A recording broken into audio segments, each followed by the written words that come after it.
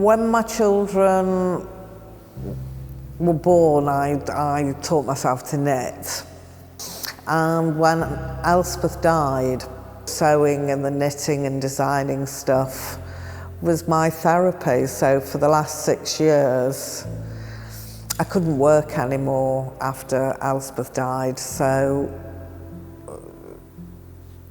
my art became what got me through the day. I was sort of saying I'd really like to be able to share some of my knowledge and maybe use that to help people who are dealing with bereavement by suicide.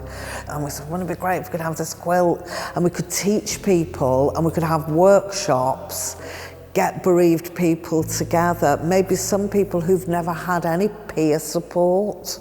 And at the same time, we can teach them these skills that will give them something to do and a purpose and a way of handling their anxiety. And we're all ready to go, and COVID struck.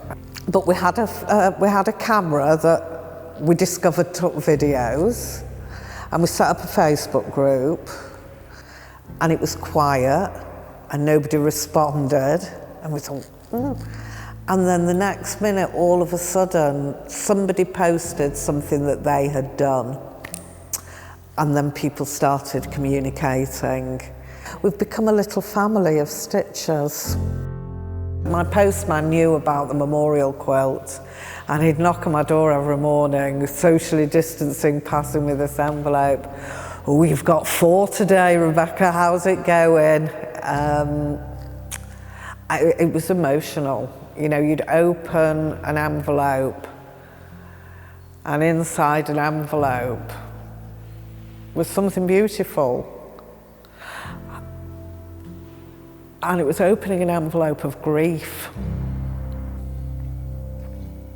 These are people all over Manchester who've spent lockdown, sat in their homes, spending hours. Each of these squares have taken hours to make, and people have put so much time in.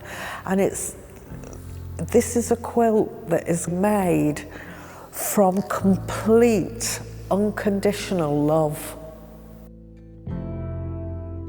Colin, he was my family. I felt like he was like my, I don't know, little brother and my big brother, because he was so big and bear-like, and he was 6'5", and everyone knew him.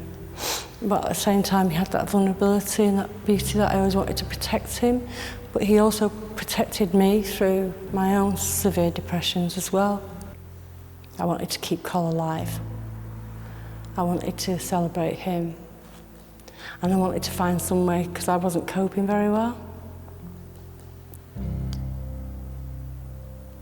So we'd go for walks and treks, and we'd bring things home, usually lots of wool and bits of trees and moss, which I'm a big fan of moss, and feathers or whatever we could bring. We'd just bring them home.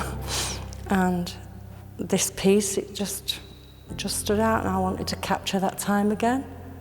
And because it's literally from our walks, it's not just something I've gone back and collected, it's from us. So I'm hoping he's sort of still there.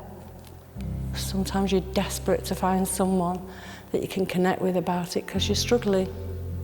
And this has just been a fabulous way of doing it. Some of the stories people told in their pieces were just fascinating, and you'd get to know, I loved getting to know those other people that they'd lost, that I've never met, but I loved getting to know about them. And it was just a full-on emotional experience throughout, because it was for that person that you loved and you're missing, and you just want people to know about them, and you want some outlet to share, and you found a group that you can do that with, and you can do it through art as well. It was like, yay. I keep saying, oh, Col, you'll be at Manchester City Art Gallery. I'm sort of talking to him because I want him to have just a little flash of light on him.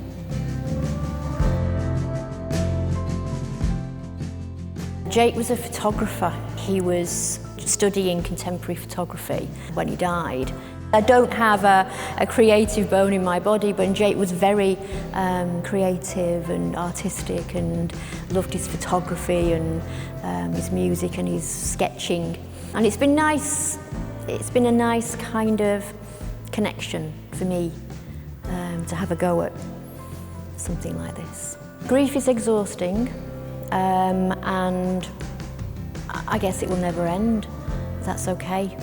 I can't speak for everybody, but I'm sure many people who are bereaved, they do just want people to speak their name as if they were still here, still with us, and because they did live and they are still very much a part of what we're all doing and changing and becoming more and more aware of. So it's a really important topic. What Greater Manchester Health and Social Care Partnership have done in commissioning this project is they've recognised this whole thing of craft.